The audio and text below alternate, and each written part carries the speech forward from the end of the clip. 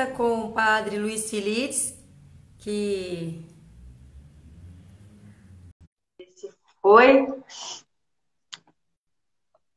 Cadê? Peraí um pouquinho, tô tentando chamar o padre Luiz Feliz. Oi, Virgínia, tudo bom? Voltamos de novo, pessoal. A gente vai fazer agora a entrevista com o Luiz Feliz, com o padre Luiz Feliz. Tudo bom? Antes de tudo, né, pessoal, sejam bem-vindos. Agradeço muito a sua participação, por responder para a gente algumas dúvidas que a gente tem sobre católico, ortodoxo. Mas antes de tudo, vamos apresentar, né, Padre Luiz Feliz para os nossos amigos que estão nos assistindo agora. Conta para a gente um pouquinho sobre como que um grego fala português e ainda padre. Explica aí para a gente um pouquinho da sua vida antes de a gente começar com as perguntas. Pessoal, estamos antes lembrando, live com o pastor Luiz Feliz, que é um brasileiro grego, e ele vai falar um pouquinho para a gente agora da sua vida e sua ligação com a Grécia.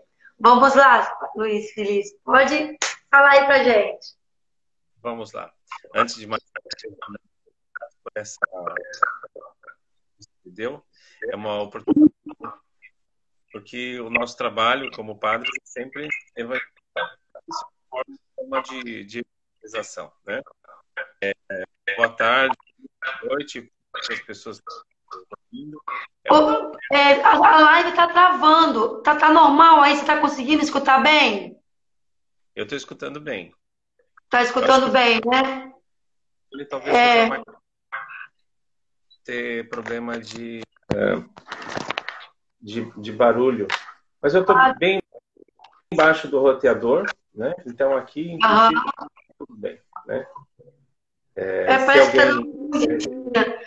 Mas conta pra gente, Padre Luiz, como é que um grego ou brasileiro nasceu no Brasil, veio para a Grécia? Como que foi que você entrou como um padre? Conta aí pra gente um pouquinho da sua vida antes de a gente começar a fazer as perguntas. Então tá bem. Isso é muito fácil de responder porque o meu pai é grego e minha mãe é brasileira. E eu tenho certeza que muitos dos que estão me escutando também compartilham de uma situação parecida, né? Então, eu e minha esposa fizemos um plano de vir aqui para a Grécia há um tempo atrás. Mas era só assim, era algo assim que talvez um dia, e a gente ia deixar isso assim, um dia vamos pensar. O que acontece é que numa das viagens que nós fizemos, eu tive um problema dentário muito grave, né? E o dentista me disse que eu não poderia voltar sem fazer a cirurgia e sem esperar que essa cirurgia desse certo. Por quê? Sim. Porque era um siso, e teria que fazer a retirada desse siso, e se eu tomasse o avião, né, com a cirurgia recém-feita, poderia ter problemas, né? Então, em função disso, eu pedi ao meu bispo no Brasil, né, que me desse a possibilidade de ficar aqui. A gente conversou e ele me deu essa possibilidade de ficar um ano, né? Aí as coisas vão acontecendo, vão mudando no meio do caminho, né? Então, em função disso, eu estou aqui tentando ser integrado dentro da igreja grega, questão de burocracia, coisas todas, papel vai, papel vem.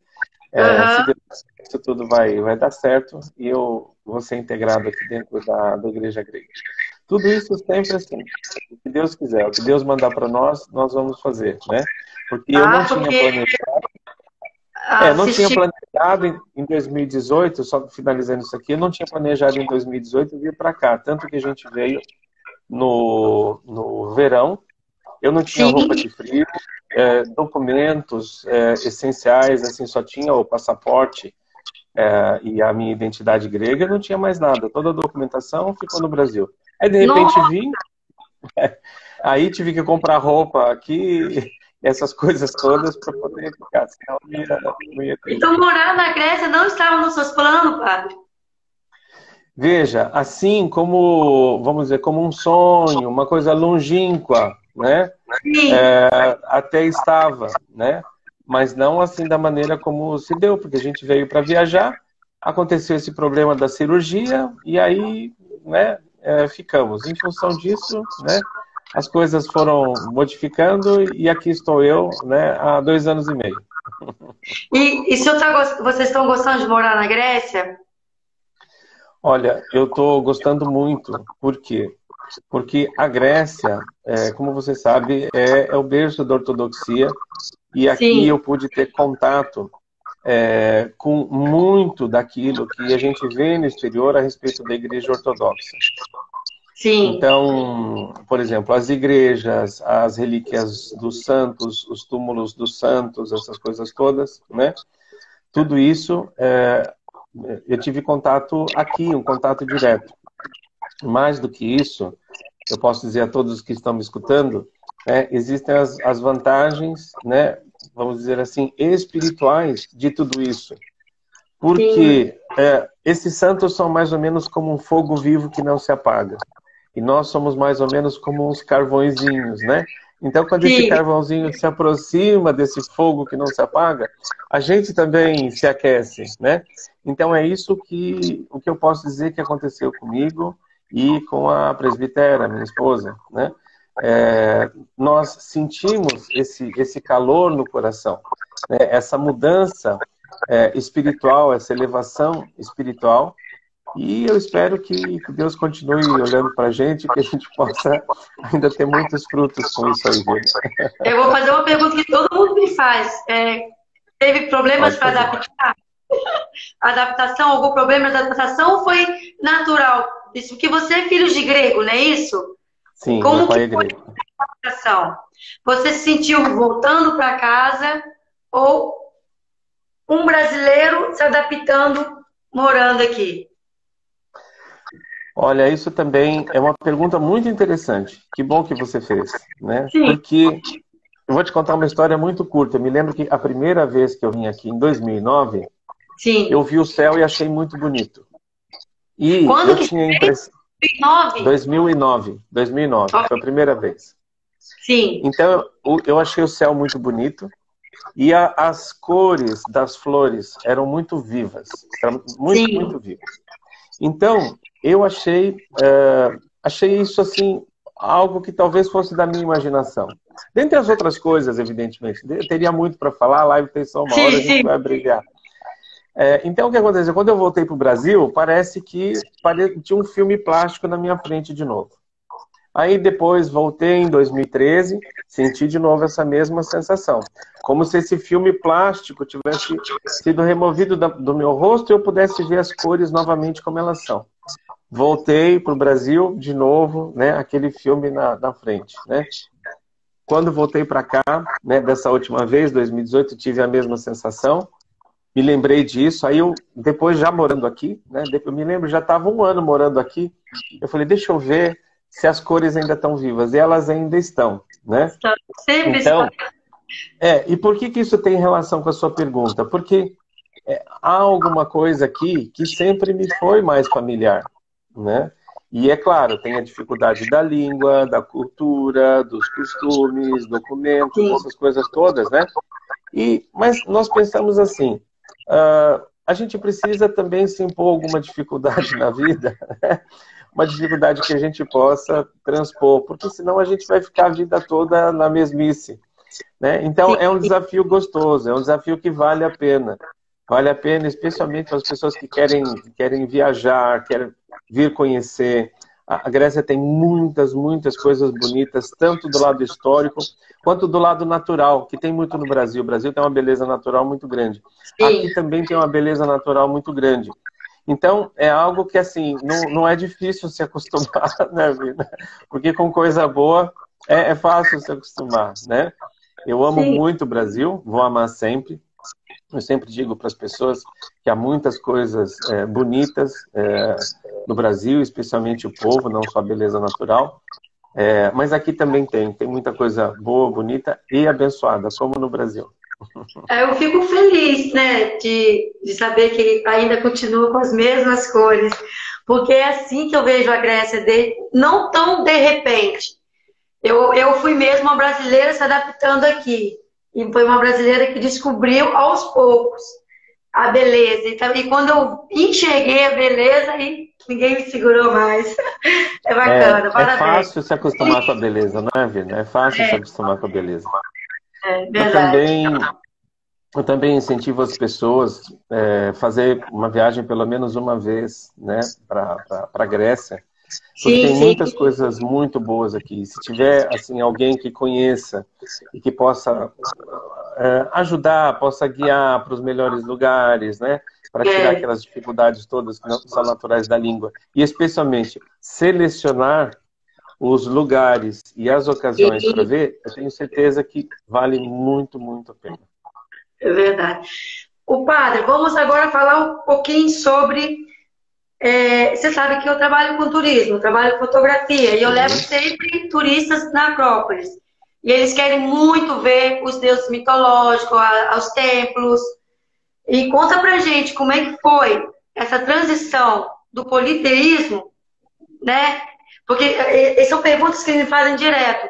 Como que pode, eles eram politeístas, de repente se tornaram ortodoxos? Como que foi essa transição pra gente aí, para falar para os turistas, que eles já vão estar sabendo mais ou menos?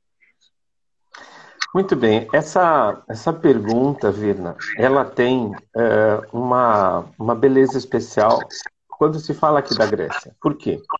Porque a gente sabe que a Grécia é o berço da arquitetura, da pintura, das artes, do esporte, democracia e muitas outras coisas, não é? Então, o que que acontece? Se pergunta como do politeísmo, né? Nós fomos chegar aqui a uma civilização tão cristã. É muito simples. O que que é o politeísmo? O homem, ele sente algo do divino. Ele Sim, sente desde que ele nasce. Um dia na vida ele percebe que a vida dele é transcendente. A vida dele vai muito mais do que essa vida que nós vivemos aqui. E o que é natural, né, é que com isso ele perceba que essa força divina, esse algo divino, tem vida própria. Então é natural que a partir daí, ele faça uma criação, né, daquilo que ele tem dentro dele.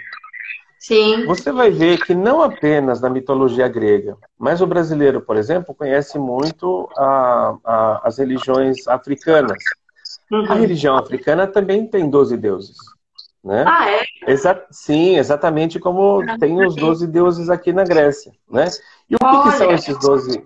O que que são esses 12 deuses? Esses 12 deuses são deuses que vão mostrar um aspecto da nossa personalidade e um aspecto da nossa vida. Então, por exemplo, né, se você tem lá Ares, que é Marte na mitologia romana, né, vai falar a respeito da guerra, dos combates, né? sim, Pega um outro, por exemplo, Deméter, da agricultura, né? São coisas que o sim. homem tem, né? Aham, São coisas com as quais ele vive. E também, né, vai viver com as suas paixões, então com a sua irritação, ou com a sua coragem, com a sua bravura.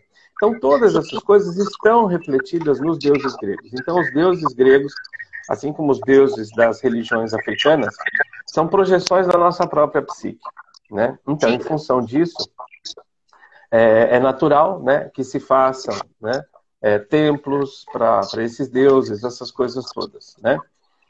Mas o que foi que aconteceu, né? No ano zero, mais ou menos, né? Vou dizer assim, só para que as pessoas possam entender, Sim, né? sim. Dentre o povo judeu, né? Vem o advento do Cristo. Cristo nasce, então, para essas pessoas. Nasce ali na Palestina, ele faz muitos milagres e ensina Sim, muitas coisas para muitas pessoas. E ele diz que aquilo que ele traz, né, a verdade, o caminho, a vida, né, é algo perene, é algo como nunca foi visto. E a partir daí, como ele curava as pessoas, né, e o ensinamento que ele dava era um ensinamento que tinha valor, as pessoas Uhum. logo perceberam, falaram, bom, aqui nós estamos falando de algo que é muito superior a tudo que nós já vimos. Então, em função disso, os apóstolos começaram a levar essa mensagem do Cristo para vários lugares, né? Dentro deles, um chamado São Paulo, que nem era um apóstolo direto do Cristo, mas era um judeu que perseguia os cristãos, e que perseguia para matar mesmo os cristãos, né? Um dia ele teve a visão do Cristo, não a visão como a gente está se vendo aqui, mas ele escutou a voz do Cristo, né? A partir dali ele entendeu o que era o Cristo, quem era Deus, porque havia falado com ele, e ele mudou toda a sua vida. E como essa experiência de vida dele foi uma experiência extraordinariamente importante e rica, ele começou a levar para as outras pessoas. E começou a abrir várias comunidades, que eram as Sim. comunidades cristãs. Dentre elas, há várias aqui na Grécia, né? Então temos lá Tessalônica, Éfeso, enfim, se a gente olhar lá as cartas de São Paulo, as cartas que ele escreveu, Sim. a maioria, né, a grande maioria é aqui para as comunidades gregas que ele abriu. Então, em função disso, o que aconteceu? As pessoas viam tanto valor nisso, Virna, mas tanto valor, que mesmo sendo perseguidas pelos romanos, ela falou, olha, eu prefiro morrer a acreditar em outra coisa. E aí vieram os mártires. Mas quer me jogar para os leões? Joga. Mas você tem certeza, você é louco, né? Você prefere ser jogado para os leões? Eu falei, olha, eu tenho uma experiência de algo que eu procurei a vida toda. E é só nessa religião que eu consigo encontrar. Então, se quiser me matar, mata. Se quiser torturar, tortura. Pode fazer o que quiser. E não foi só lá no começo do cristianismo, né? Até hoje, né? Muitos cristãos são perseguidos no mundo e eles preferem morrer a abandonar a sua religião. Mas aí, voltando à sua pergunta, o que aconteceu? Como ali trouxe-se algo de um valor maior, né? Esse valor maior é o que as pessoas perceberam. É isso aqui, é o que vale a pena. A gente acabou de falar, né? Da Grécia, é fácil se acostumar com coisa boa, né? Isso é natural do ser humano. Então ele falou assim, olha, isso aqui é uma mensagem melhor do que a gente tinha antes, né? Então, eles já estavam como que acostumados com deuses antropomórficos, né? Os hindus, por exemplo, têm deuses com formato de elefante, né? A vaca é um animal sagrado. Então, os gregos já estavam acostumados com Deus antropomórfico, né? Então, quando vem um Deus da figura de um homem mesmo, né? Ensinando todas essas coisas, é como se a Grécia já tivesse preparada para isso, né? Não só isso, não só por ter deuses antropomórficos, mas você sabe que a Grécia é o berço da filosofia. Então, quando esse pensamento foi alcançando níveis maiores e veio o cristianismo, foi bom, isso aqui não contradiz nada da nossa filosofia. Isso aqui, a nossa filosofia, elas estão assim, certinhas. Ou seja, nós não temos que abandonar sequer uma maneira de pensar. Nós temos como nos ajustar com aquilo que os nossos melhores filósofos disseram. Sócrates, Platão, Aristóteles.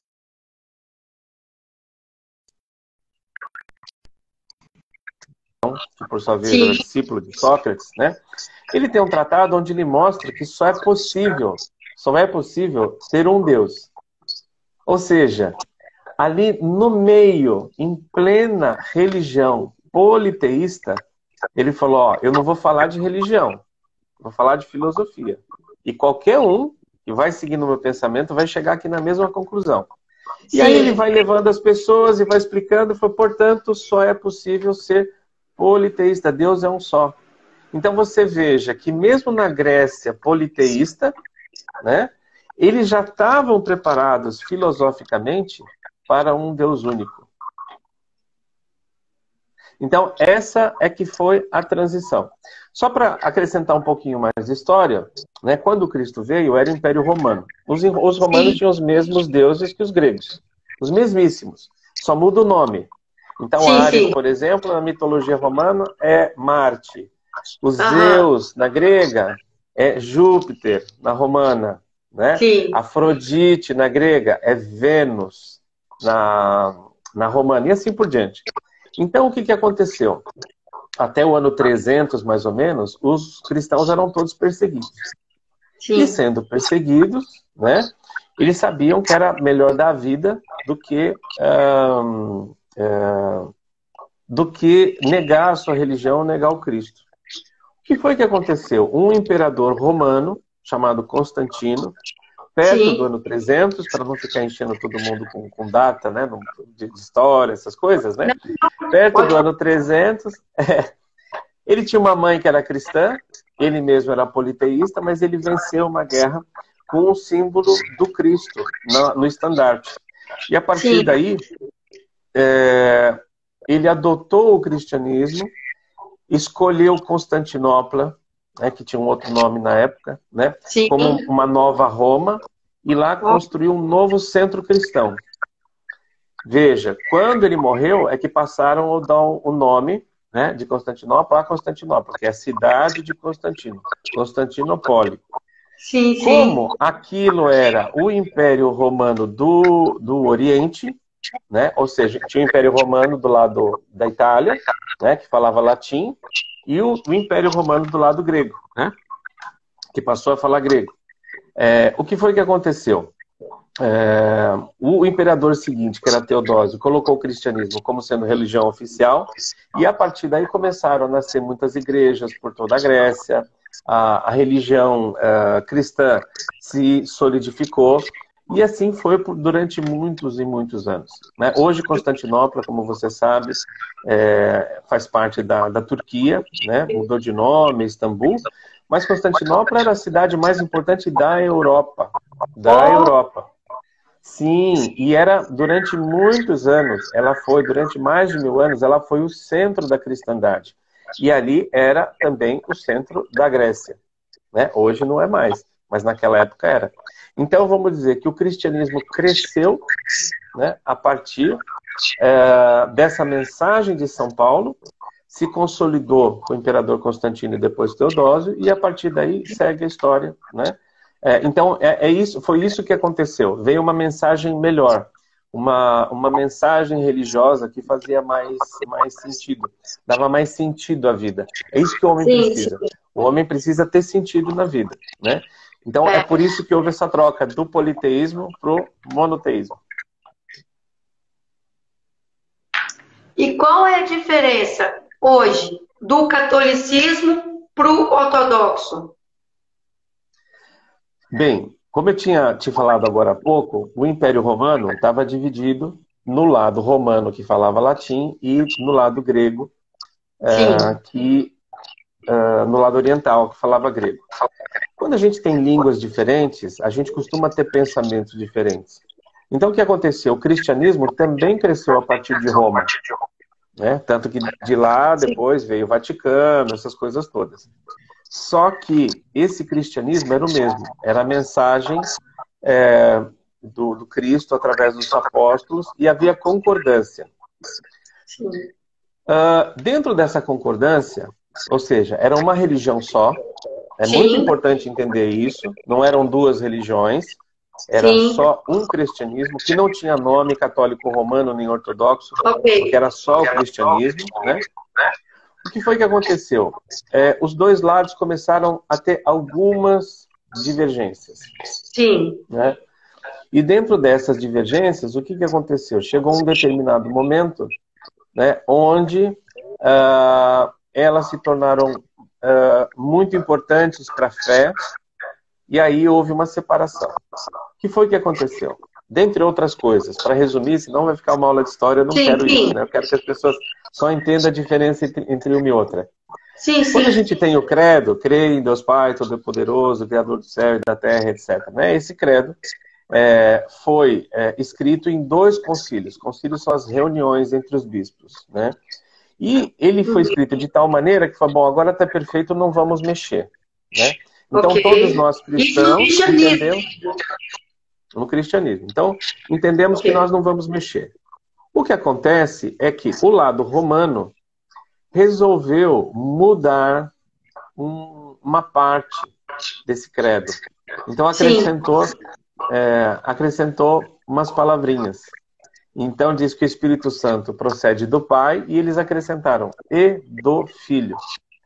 Ah, Acontece que durante muitos anos, né, isso ficou lá do lado romano e eles acharam que o credo tinha sido escrito daquele jeito. Até que sim. um dia, né, um papa mandou um cardeal chamado Humberto, falou assim, olha, vai lá em Constantinopla e pergunta por que eles tiraram isso do credo.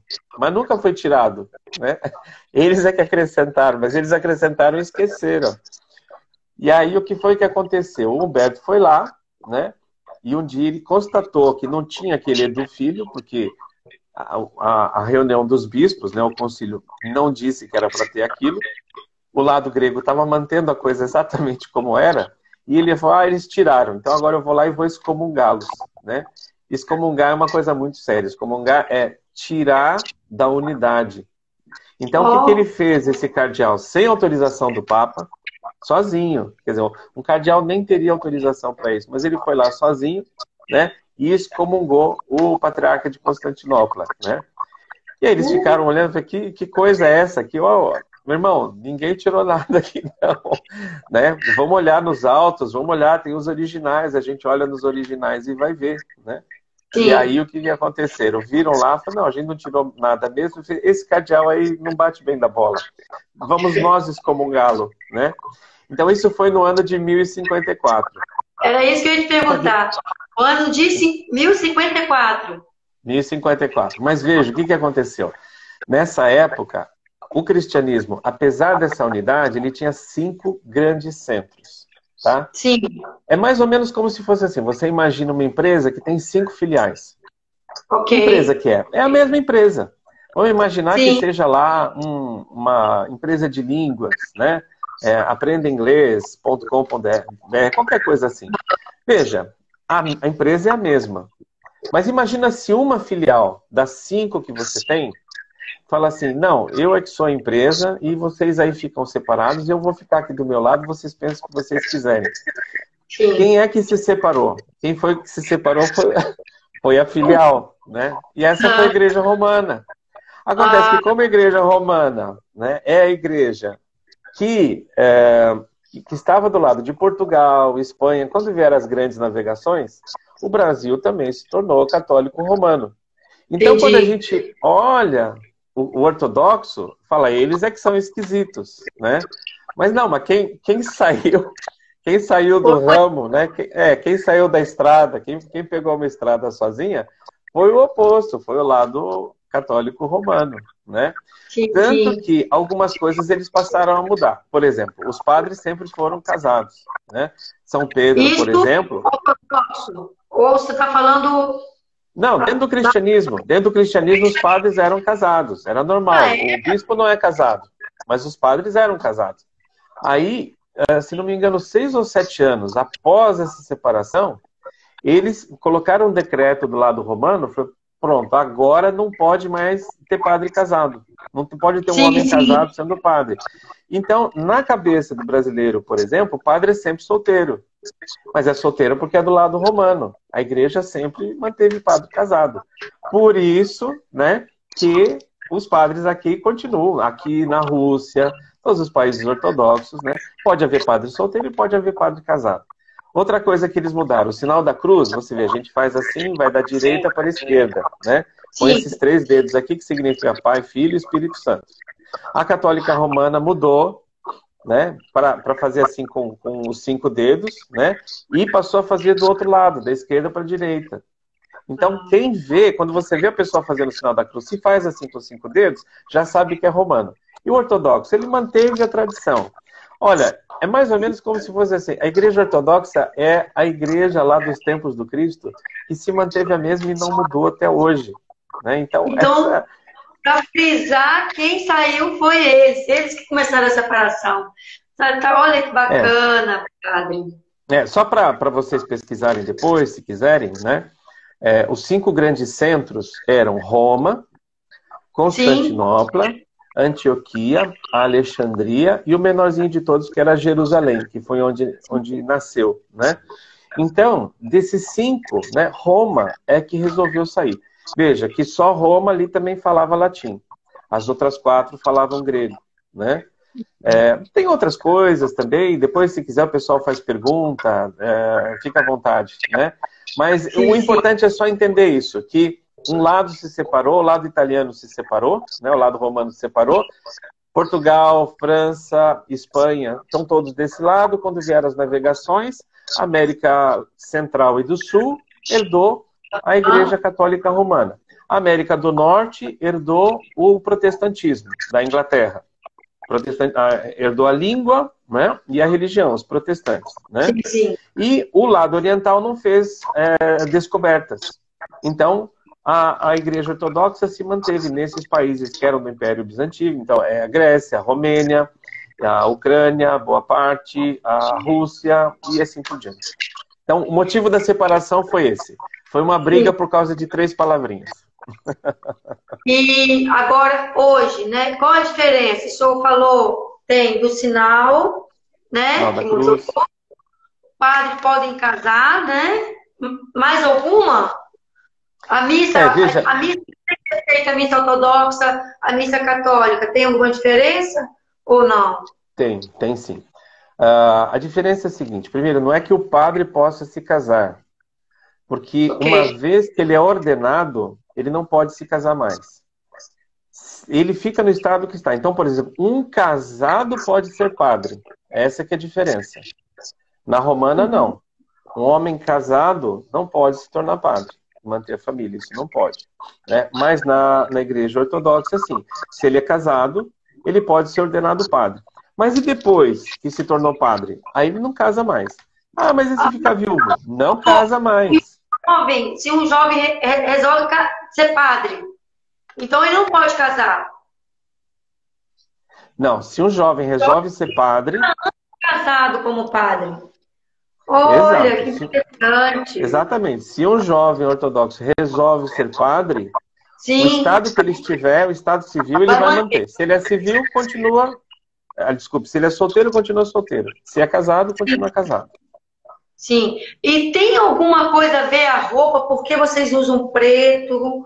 E por que não podem fazer barba? É tradicional? É obrigatório? São algumas diferenças, mas são assim. Na realidade, o lado romano também era assim. O que aconteceu é que o lado romano estava mais próximo dos protestantes. E sim, como é que os pastores protestantes são? Os pastores protestantes, eles se vestem normalmente, como um civil, né? Que não precisa de uma tradição da igreja. Então, se ele tiver de terno, se tiver de camisa, qualquer coisa assim. E ele normalmente também tem a vida civil dele. Então, por isso ele faz a barba. Né? E aí os padres católicos romanos, com o tempo, acabaram adotando também essa postura. Então, mas como é que o senhor sabe? É simples, é só pegar, por exemplo, as figuras dos santos, né, que eram padres, né, e que eram bispos do lado romano, antes de 1054, você vai ver que eles tinham barba também, né? Então, por que o padre usa barba? Tem muitas explicações, né? Uma explicação simbólica é a seguinte: como é que você vê as coisas durante o dia? Você vê porque tem o sol. O sol é algo que irradia, né? Então, a barba do padre são como esses raios solares. O cabelo comprido do padre também são esses raios solares, porque dele deve vir a luz, dele deve vir a verdade, né? Então, esse é um dos motivos. Outro motivo, né, é que lá entre os judeus, os sacerdotes usavam barba e os civis não. Então, como eu te falei, a igreja ortodoxa é uma igreja assim, ela parece que tá lá, veio do ano 0 até agora. E as roupas, né? O preto, isso os dois lados usam. Né? O preto simboliza que nós estamos mortos para o mundo. Quer dizer, o mundo não nos seduz, né? O mundo não seduz o padre, né? Ah, vamos lá e vamos, sei lá, fazer uma festa, não sei o quê. Não, eu tenho coelho ia saber disso. É, muito simples, né? Você vê, vou te dar um exemplo que é muito simples. Você vai no McDonald's, tá? Sim. Você entra lá, não tá todo mundo uniformizado? Uhum. Claro. Mas você vê alguém que tá lá dentro que não tá uniformizado. Quem que é essa pessoa? O gerente, É o gerente, é o dono, né? O dono da franquia, né? Exatamente. Então, Aham. nós padres somos a mesma coisa. A gente é tudo uniformizado, porque nós não somos o dono, né? O patrão, né? O patrão tá lá em cima. Esse aí é outra história. Esse aí não usa preto, mas nós usamos preto, por exemplo. Para o mundo, nós estamos mortos. Com relação às vestes, né? As vestes, se Sim. você olhar, a veste da romana ainda também guarda, né, essa coisa real. Por quê? Porque o padre, quando está celebrando a liturgia, ele representa o Cristo. Na realidade, para nós, é o próprio Cristo que está fazendo a celebração, né? Sim. É assim que a gente entende. Então, nesse momento, o padre precisa vestir o Cristo, não a nós, que nós não merecemos. Nós padres, nós não merecemos. Mas o Cristo, que é quem vai celebrar, ele merece toda a realeza. Então colocam-se vestes bonitas para que as pessoas olhem ali e falem, nesse momento é o Cristo que está celebrando, né? Mas isso tem nas duas, né? O que talvez Uhum. tenha menos, por exemplo, o incenso, né? O incenso ficou mais preservado aqui do lado oriental, na ortodoxa. As músicas, né? As A músicas nem música sei. sacra. A missa toda é com música, Padre Luiz? Sim, A sim, missa toda? a diferença é que é um tipo de música, né? Que é diferente da música, vamos dizer, que a gente escuta no rádio. Porque se você for numa igreja e escutar a música que você escuta no rádio, você fala, bom, eu estou em casa, ou eu estou na rave, estou na festa, é a mesma coisa. A missa Então é tem que com ter uma tema música com antigo? o que especial? Hã? A missa ortodoxa, ela é feita com música, certo? Mas no grego antigo ou no grego moderno? Ela é Ou- feita no grego. Não, é uma excelente pergunta, excelente pergunta. Ela é feita ainda toda no grego antigo, né? Ai, meu No Deus. grego da época do Cristo. É, é assim. Então é engraçado. Por quê? Porque a Bíblia, você sabe que foi escrita em grego. A Bíblia, o Novo Testamento, né? O Novo Testamento foi todo escrito em grego. Então, por que a igreja grega ela preserva isso? Porque se o Espírito Santo escolheu os apóstolos para escrever naquela língua, as pessoas pensam assim, então essa língua tem valor. Por quê? Porque não foi um autor qualquer, foi o Espírito Santo que escreveu pela mão dos apóstolos. Marcos, É, Mateus, João, Lucas, né? Então nós vamos preservar essa língua. Por isso que o grego, ele tem tanto orgulho em manter o grego. Na realidade não é bem grego antigo, mas vamos colocar assim, só por enquanto para ficar mais fácil, né? Ele sim, tem esse sim. orgulho de manter o grego antigo, porque ele sabe que é a língua onde a própria Bíblia foi escrita, né? Bom, e outra diferença que eu acho muito importante, né? Na romana, nós tomamos a hóstia, né? Na Sim, ortodoxa, nós tomamos o Cristo na espécie de pão e vinho. Então, o que sim, que exatamente. acontece? Pão bem, Não qualquer é? pão antigo, né, com vinho. Por Isso. quê? Então, o que que acontece? Vou te explicar, vou te explicar. Porque naquela época, que já estavam havendo os desentendimentos, uma das questões é se deveria colocar fermento no pão ou não. Porque fala-se dos pães ázimos. O que que é pão ázimo? Agora que você está na Grécia, você já sabe como fala fermento, né? Então é sem fermento. Ázimo é pão sem fermento, sem o Sim, zimi, né? Então o que que acontece? Um lado fazia com pão sem fermento, né? E o outro lado fazia com pão fermentado, né? Aí tem uma discussão teológica que eu não vou entrar no mérito da coisa. sim, Mas sim, o sim. que que acontece? Com o tempo lá do romano, falou, ok, nós não vamos usar o fermento, é só a farinha. Porque o pão da missa, mesmo aqui na igreja ortodoxa, ele só tem farinha e água. Sim, O fermento, eu não sei se você sabe como faz, o fermento é a farinha. Não é algo que a entendi. gente puxa lá do supermercado, né? Vai lá no supermercado e compra. Mas de onde que veio o fermento? O fermento é fácil. Você põe farinha e água e deixa um pouquinho lá, em um dia já começa a fermentar. Então, o fermento é o quê? É farinha do mesmo jeito. É Então, o que que verdade. acontece? Não é que haja algo novo. Ninguém tá colocando algo novo no pão. né? Um ingrediente que não existe, né? Sim. Mas o lado romano não usa fermento. Com o tempo, o que eles passaram a fazer? Só a farinha. Por isso que a hóstia é branquinha. É a Uhum. farinha refinada, né? E ela é Entendi. prensada. Ela é prensada a quente, como se fosse um forninho. Então, o que é a hóstia? A hóstia é exatamente isso. É um pouquinho de farinha, né? Sim. Prensada a quente, porque aquilo é o pão, porque o pão é feito de farinha. Do nosso Ah, lado, não, né? Do lado ortodoxo, a farinha vai ser colocada com fermento, deixa crescer, essa coisa toda, e depois é que ela vai para o forno para se tornar o pão. Então, quando você vai na igreja ortodoxa, você vai tomar o Cristo, que para nós é corpo, sangue, alma e divindade do Cristo, né? Então você vai tomar isso, né, nesse formato de pão e de vinho. E na romana, você vai tomar só só a hóstia, né? E é sim, só a farinha. sim. E mais outra diferença ou não? Então, a missa é cantada, os padres, se estiverem casados, podem permanecer casados. A hóstia, que aqui nós temos o vinho e o pão.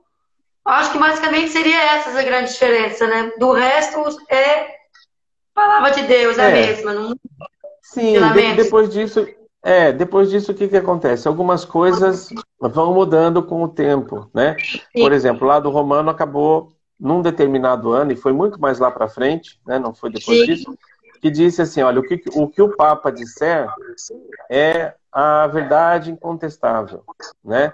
Coisa que sim. do nosso lado ortodoxo nós não temos. Não é porque não Ah, tenha Papa, né? O Patriarca de Jerusalém a gente chama Papa também, né? sim, sim. Então, mas eu também não quero entrar muito a Sim, fundo então, nessa discussão, mas o motivo é muito simples, porque senão as pessoas ficam já naquela, mas qual que é melhor, não ortodoxa, e existe a melhor. católica, Eu penso, certo? na minha opinião, dá licença para até falar isso, para mim, se tá crendo em Deus, para mim já tá bom demais. Acho que a religião maior Exatamente, é a gente poder acreditar em Deus, é a gente poder isso orar, mesmo. sempre desejando o melhor para todo mundo. Isso daí, para mim, já tá Isso bom. mesmo. Deixa Mas essas discussões lá para os teólogos, né? Deixa as discussões para os teólogos e nós, isso, como cristãos, vamos fazer o quê? é só para dar uma. Colocar o Nada exemplo muito. do Cristo na nossa vida, Isso. seguir os passos que o Cristo nos pediu para seguir, fazer tudo aquilo que o Cristo deu como exemplo. É isso que a gente tem que fazer. E eu acho que essa é a mensagem mais importante. A gente não ficar preocupado com essas diferenças, né? Mas sim de ser cristão. É isso que é importante, ser cristão. Exatamente, termos cristãos. Isso. Vamos falar agora da Páscoa. Fala um pouquinho aí como é que é a Páscoa na Grécia e por que tem essa diferença de 30 dias após a Páscoa do Brasil. Não é isso? Ou Vamos lá. não? Isso, é isso mesmo. Não é que sejam exatamente 30 dias. Né? Há anos onde a Páscoa coincide. A Páscoa romana coincide com a Páscoa católica. Tá? Sim. O que acontece é que, desde o começo do cristianismo, né, fazia-se o cálculo da Páscoa. O que é necessário? Primeiro, que seja depois do início da primavera. Então, essa é a primeira coisa que é importante. Né? Então, as Sempre. duas vão acontecer sempre depois do início da primavera. A primavera esse Ok. ano começou no dia 20 de março. Não é? Às Sim. vezes é 21 de março, às vezes é 20. Como é que eu vou saber se é 20 ou 21? Não se preocupa com isso que os astrônomos sabem. Né? Que dia Aí, faz. Luiz. Né? Exatamente. Na época dos romanos, usava-se um calendário, que era o calendário juliano. Nós usamos hoje o gregoriano. Né? Então, a partir do calendário juliano, é que eram feitas as contas, né, de quando deveria ser a Páscoa. Então, primeira coisa, tinha que ser na primavera. E também teria que ser depois da lua cheia. E também não pode cair com a Pessah dos judeus, que é Sim. um evento muito importante para eles. Então, em função Uhum. disso, né, como as igrejas se separaram, né, a Igreja Ortodoxa, para variar, manteve o cálculo da Páscoa. Antigo Sim. como era feito antes. E a Igreja Romana fez uma modificação. Então, em função dessa modificação que a Igreja Romana fez, às vezes elas coincidem, às vezes tem uma semana de diferença, às vezes tem 2, às vezes tem 4. Ou seja, depende do ano. Cada ano é diferente. E é por isso que a Páscoa cai em datas diferentes. Entendi. Uhum. Quando a gente estiver na Páscoa grega, vamos fazer uma outra live para o senhor falar das tradições da Páscoa grega. Mas isso vamos deixar para quando estiver na Páscoa, né? E só, o que você acha? Aceita? Um prazer, claro, já aceitei. É um prazer estar aqui conversando com você, vendo aqui as perguntas das pessoas, né?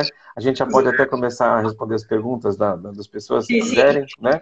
E é um prazer imenso. Onde eu puder levar a mensagem do Cristo, onde eu puder falar do Cristo, você pode contar comigo que eu vou estar presente. Sim. Eu te agradeço muito, Cristofoli. Vou primeiro perguntar sobre o fogo santo, o milagre do fogo santo. Como é que funciona qual é a história do milagre do fogo do santo? Aqui na Grécia, quando tem, acho que é na Páscoa, né? Eles trazem o fogo lá de Jerusalém, não é isso? Sim, eu vou te explicar o que é isso aí. Você viu que eu te falei que no início do cristianismo, as pessoas viram que a sua vida tinha mais sentido com a mensagem cristã. E a ponto, inclusive, de darem as suas próprias vidas. Né? Se quiser matar, mata, torturar, mata, jogar pro leão, joga. Porque isso aqui deu sentido para minha vida. Eu prefiro morrer a viver uma vida sem sentido. Né? Uma das coisas que o Cristo falou, quando as pessoas ficavam maravilhadas com os milagres dele, ele disse: vocês estão achando muito? Vocês presenciarão milagres ainda maiores do que o que eu estou fazendo. Maiores. Então, ao longo de toda a história do cristianismo, a gente vê muitos milagres. Né? Eu acho que uma das perguntas, inclusive, é o que ver aqui na Grécia. Né? A gente vai falar dos milagres e o que ver aqui na Grécia, eu vou juntar essas duas coisas. Né? Então, em função desses milagres, né, dessas coisas que acontecem, que são coisas extraordinárias e que até hoje podem ser verificadas, quer dizer, não é uma coisa do passado, existem milagres atuais acontecendo hoje, no dia de hoje, né? Um dos milagres é o seguinte: você veja, essa história do cálculo da data da ressurreição. Não é apenas a data, mas é o horário também. Esse horário que é calculado lá desde os começos do cristianismo. Né? O que acontece? Ali, no Santo Sepulcro, é o lugar onde Jesus foi depositado. Eles colocaram ele lá, envolto numa faixa. Né? A partir daí, 3 dias depois, foi numa sexta-feira, que é a Sexta-feira Santa, né? Aí no domingo, quando eles foram lá, porque os judeus não podem fazer nada no sábado, né? Então, eles foram lá no túmulo dele para terminar de embalsamar, terminar o rito fúnebre, porque não deu tempo. Aí, quando chegaram lá, as mulheres chegaram lá, a porta que fecha o túmulo dele estava aberta e tinha um anjo ali. E elas perguntaram: onde está Nosso Senhor? E eles disseram: vocês estão procurando aqui na terra, ele não está, ele está no céu. Né? Aí ele ficou 40 dias ainda aparecendo para os apóstolos, essa coisa toda. Muito bem. Em volta desse túmulo, eles construíram uma igreja, que é chamada Igreja do Santo Sepulcro. Né? Aí o patriarca de Jerusalém é como se fosse o Papa da Romana, né? É o patriarca de Jerusalém, que inclusive é chamado de Papa também. O patriarca de Jerusalém, ele entra dentro desse túmulo com um maço de velas. E ele sai de lá com as velas miraculosamente acesas, com fogo. Porque isso é um milagre. Isso é um milagre por quê? Porque na época, por exemplo, que aquilo... teve uma vez que os armênios falaram: não, nós queremos entrar. Por que vai entrar o patriarca de Jerusalém? Queremos nós entrar. Por que vai ser um... porque sempre foi assim, o ortodoxo é essa coisa de ter... Aí eu sei que brigaram tanto que deixaram naquele dia os armênios entrarem lá. E o patriarca de Jerusalém, tadinho, ele ficou do lado de fora, com seu chumaço de velas, né? Foi bom, se eu não posso entrar, eu vou ficar aqui. O que foi que aconteceu? De repente ouviu-se um estrondo na igreja, o batente daquela porta se rachou, de dentro do túmulo saiu um fogo que foi direto na mão do patriarca para acender as velas dele. E aí, quando abriram a porta, cadê o fogo? Da Igreja Armênia não tinha. Passaram vergonha. Então, a partir de hoje, né, a partir daquela data, nunca mais ninguém pediu fazer isso, porque já sabe que ia passar vergonha. Eu tenho amigos que foram até o Santo Sepulcro e está lá ainda, até hoje, a rachadura, né? Para mostrar, assim, olha, isso aqui é um negócio sagrado, é santo, não é assim. Veja, é mais bonito do que você imagina, porque esse fogo, ele é distribuído para todas as pessoas que estão ali na igreja do Santo Sepulcro. Então ele vai passando de uma vela para outra. Virna, olha que coisa extraordinária. Se você colocar a mão, você não se queima. É mesmo? Sabia? Sim. Não. Se você coloca a mão nesse fogo, você não se queima. Então tem uma grande peregrinação para lá, porque as pessoas sabem que é um fogo santo, né? Ele se espalha por toda a igreja, até por fora da igreja. E eu já vi, teve um ano, inclusive, que esse fogo, ele saiu da igreja do Santo Sepulcro e ele foi acender as velas de uma igreja vizinha, para você ter uma ideia. E isso só acontece na data que os ortodoxos dizem, agora, nesse dia, nessa hora, será a Páscoa. Todos os anos acontece. O ano passado as pessoas não podiam estar lá, então estavam só os sacerdotes, né? Sim. Eu acredito que esse ano vai ser a mesma coisa, que é uma das perguntas, como será esse ano? Nós ainda não sabemos, porque tem que esperar chegar mais perto para saber. Mas eu acredito que vai ser a mesma coisa, né? Infelizmente, só os sacerdotes vão poder entrar. Então tá aí já uma dica de viagem, né? Se vai para Jerusalém, vai na época da Páscoa e vai lá para o Santo Sepulcro para não só presenciar esse milagre, mas colocar a mão no fogo da vela também e não ser queimado. E na Grécia? Um lugar que o senhor fala assim, pode ir lá, que lá você está respirando a religião ortodoxa bem forte. Aonde você diria que na Grécia? Essa pergunta é uma pergunta muito interessante porque na Grécia, onde quer que você vá, você consegue ver isso. É verdade. Olha, a gente tem 3 grandes santos aqui do nosso século, né? O Ágios Porfírios, o Ágios Iácovos, Salikis e o Paícios, né? Tem outros também, mas esses são os mais conhecidos, né? Se você, por exemplo, você vai no centro de Atenas, ali em Omônia, tá? Dá para ir de metrô, né? Você vai lá, você vai até a igreja onde o Ágios Porfírios celebrava. Pois né? Então tá ali. É um lugar que você entra, isso que você fala assim, essa atmosfera de religiosidade e de santidade, no centro de Atenas, você pode ver. Se você vai, se você vai até o monastério, onde o Ágios Porfírios, né, inaugurou, onde ele fez, né? Você também vai sentir essa mesma atmosfera. Se você entrar na cela dele, onde está lá ainda preservada a cama dele, essas coisas todas, você vai sentir preservada essa mesma atmosfera. Se você vai lá para Tessalonique, né, um pouquinho, assim, sai um pouquinho da cidade, coisa de 10 minutos, você está no monastério onde está o túmulo do Paícios. Mesma coisa. E o que é extraordinário? O dia que eu fui, por exemplo, nesse monastério do Ágios Porfírios, né, a gente estava com uma excursão, né, de ônibus. Aí falou, vamos passar numa igreja que tem aqui perto, né? Uma igreja de Santa Bárbara. O que aconteceu lá? Tinha relíquias de santos ali na igrejinha. Então, quando você pergunta onde na Grécia, eu vou te perguntar ao contrário. Onde na Grécia que você não vê? Na igreja que eu vou aqui, que é de Todos os Santos, tem inúmeras relíquias. Eu não sei se todas as pessoas sabem o que é relíquia. Relíquia é o seguinte, é um fragmento do corpo do santo que não se deteriora. Não se deteriora. O nosso corpo, quando a gente morre, faz o quê? Fede. Por isso que tem que enterrar. O corpo desses santos, ele exala um aroma maravilhoso. Se você vai Que fazer coisa. Salonique, por exemplo, não, ali na igreja de São Demétrio, em Tessalonique, na festa de São Demétrio, começa a verter um óleo do crânio dele, aquele crânio fica Oh, fechado. E começa a verter um óleo e um miron, que quando você tira aquilo lá, você pode ter anos na sua casa, um pedacinho daquele algodão, e ele mantém o cheiro. Eu pergunto, pega aí um perfume francês, o melhor que você tem, né? Quanto tempo ele vai preservar aquela fragrância?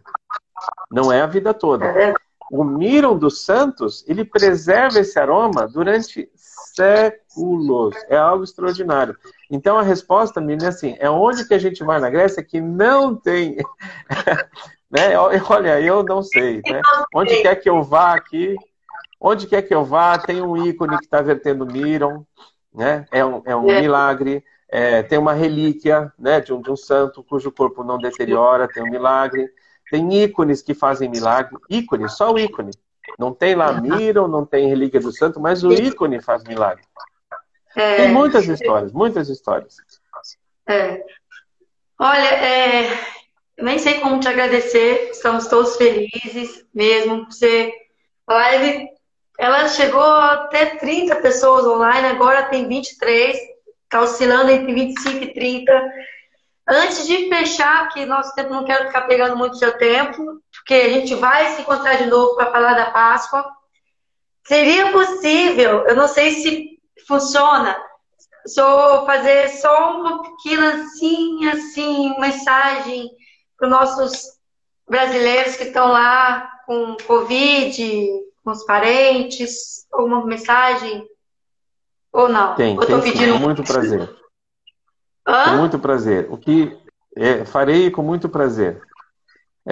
Veja, eu acho que o melhor exemplo que a gente pode ver é a própria história da humanidade, né? A história da humanidade mostra pra gente que nós já passamos por muitas dificuldades e às vezes dificuldades até muito piores.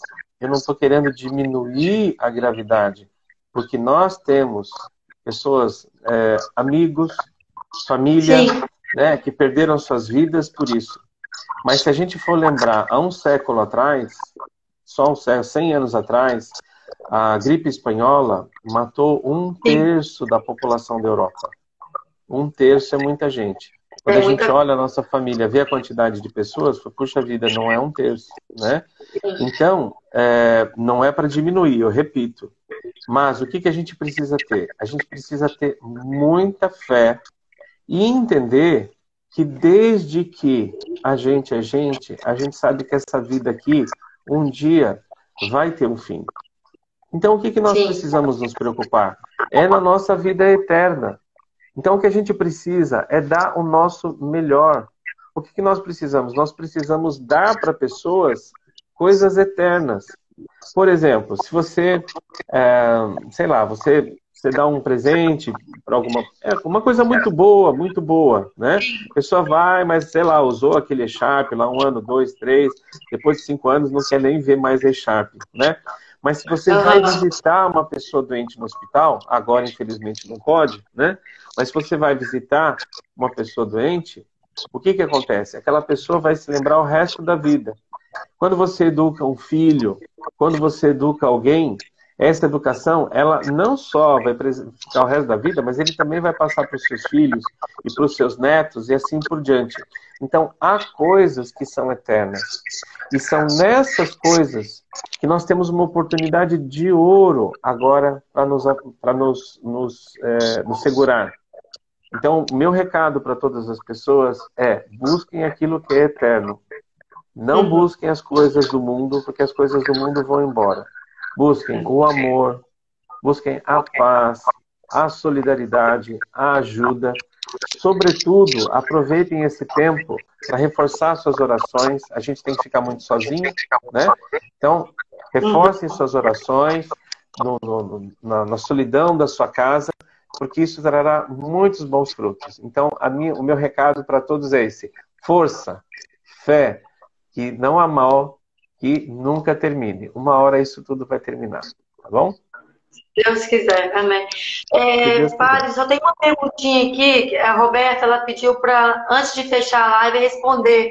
Como foi passando tantas perguntas, eu acabei me perdendo. Fiquei muito hipnotizada com o que o senhor falava, acabei.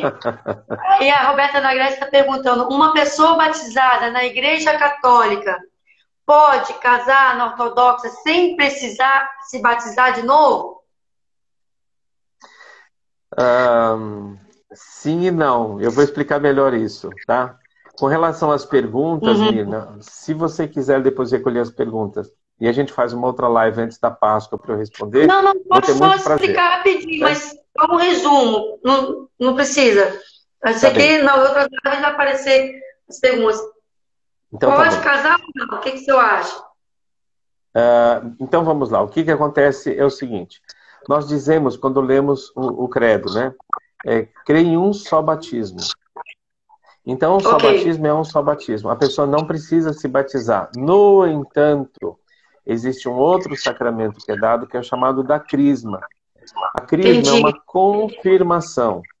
Essa confirmação só é dada dentro da religião que você está, ou do lado da religião que você está. Então, a crisma romana é para os romanos, a crisma ortodoxa é para os ortodoxos. Então, o que acontece? A pessoa precisaria, né, estar disposta a viver a fé ortodoxa, né, isso é muito importante. A partir daí, né, pedir para que seja crismada na igreja ortodoxa, e uma vez crismada na igreja ortodoxa, pode se casar com um ortodoxo. Né? Não há problema.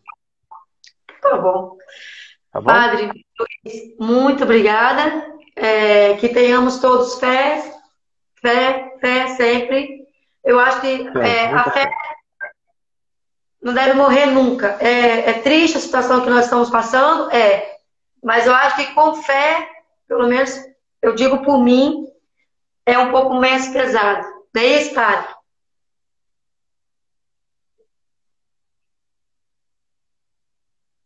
Acho que travou um pouco. Deus te abençoe. Travou um pouquinho. Peraí, vamos de novo. Deixa eu ver se consigo finalizar. Tá travando. Bom, pessoal, Padre Luiz, muito obrigado. Tá? Benção, Padre. Benção. Eu te agradeço, né? Peço que Deus te abençoe. E vou fechar aqui fazendo um convite para as pessoas. Esse convite é um convite muito importante. Né? Teste sua fé. Reze pelas pessoas que estão com Covid. Reze com muita força e com muita vontade. E depois vem me contar os resultados. Tá bom? Querida, Deus te abençoe. Fique com Deus. Muito obrigado pela oportunidade. Agradeço a você e a todos que assistiram a live também. Deus abençoe. Muito obrigado. Tchau, tchau.